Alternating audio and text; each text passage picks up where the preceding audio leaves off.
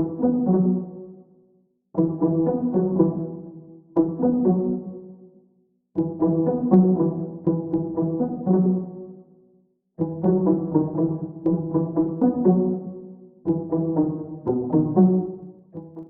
ao anatin'ny tohiny raharaha izay malaza amin'izao fotoana izao ny eo amin'ny fandosiran'ny colonel Patrick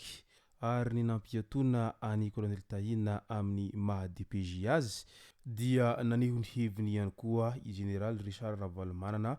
manoloana an'izay rehetra izay. Ka ny pitsopitsony mahakasika an'izay ny fakafakana amintsika ato anatin'ity vidéo ity ka manasa antsika rehetra anaraka an'ity vidéo ity hatramin'ny farany. Azadino ny milaiky ny vidéo antsika ary tsara voatrany miabone amin'ny chaîne antsika mba ahafahanareo manaraka tsy tapaka ny vidéo zay lefa nahita isan'andro. Tsy ampendrela moa isika fa avy hatrany tonga de vavany ndao ary.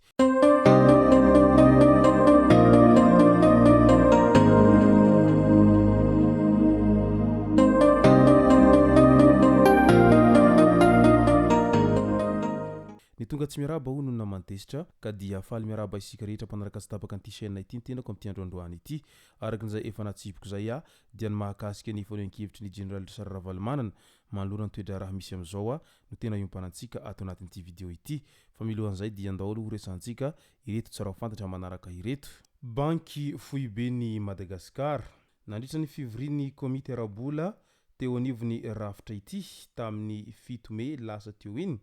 dia noraisy ny fanapahan-kevitra nampiakarana ho 12 isanjato ny tahany zana-bola alainy amin'ireo banky mindram-bola ao aminy. Raha ny fanadihadiana nataon'ity farana manko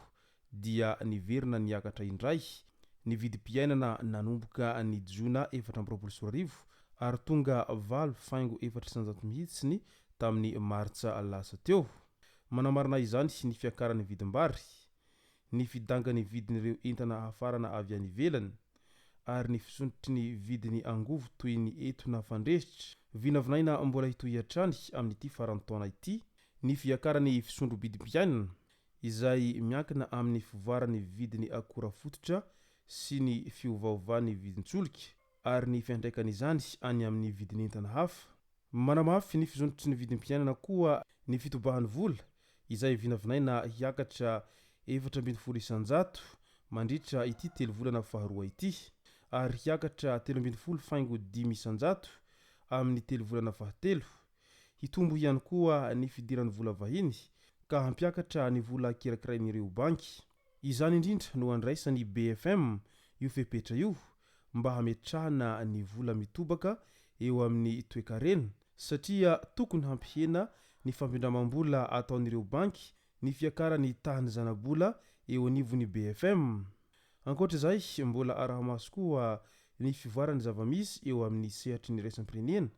toy ny fampiharana ny Amerikanina ilay habatserana vaovao, ny ady amin'ny firenena maro, ny fivoarany toetrandro sy ny maro hafa. Andao amin'izay ho resantsika ny mahakasika ny toe-draharaha izay misy amin'ny firenena amin'izao fotoana izao, ny amin'ny mahakasika an'ireo manamboninahitra izay voasaringotra eo amin'ny resaky ny cocktail Molotov izay ary ny fanapahan-kevitra manoloana an'ny colonel Tahina. Raha tsy hivana dia manamboninahitra ambony eo anivon'ny gendarmerie am-pirenena misa 3 izy ireo no nomena bonification d'ancienneté des ports de garde ny volana janoary lasa teo iny. Anisan'izany ny lieutenant-colonel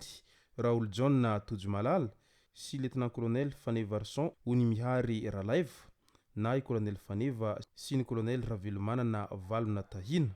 Nolanin'ny filan-kevitry ny ministra izany ny volana janoary lasa teo satria nambara fa anisan'ny nahavita andraikitra niavaka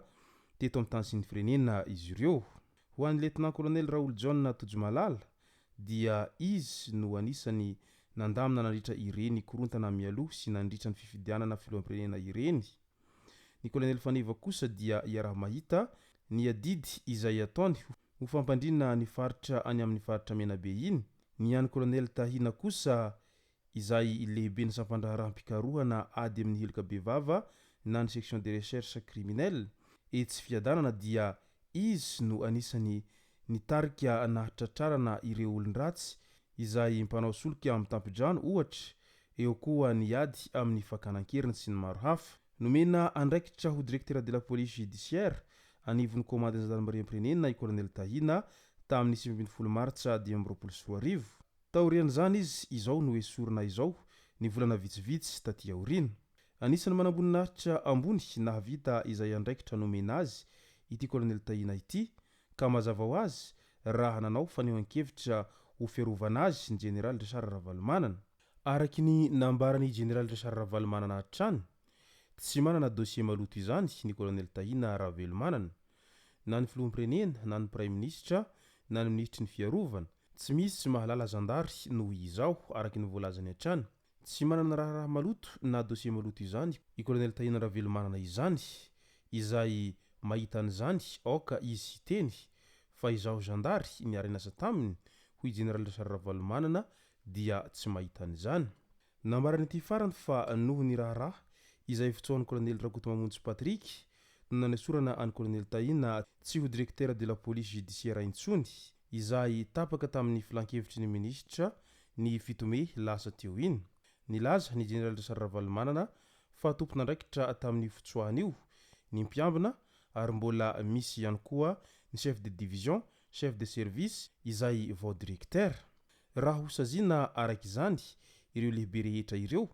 dia tokony nesorina hatramin'ny ministra sy ny commande ny gendarmerie am-pirenena izay eo ambonin'ny colonel Tahina Ravalomanana fa tsy ity farany izay eo anelanelany sy nahavita asa betsaka no no esorina araky ny fanazavana izay nataony général Richard Ravalomanana hatrany mazava araky izany izay voalazany général Richard Ravalomanana izany manoloana an'izao fanesorana amin'ny maha DPJ any colonel Tahina izao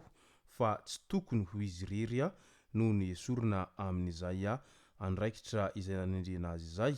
ary eo am-piandrasana an'izay mety ho tohony ity raharaha ity avokoa ny olom-pirenena rehetra amin'izao fotoana izao ny amin'ny hoe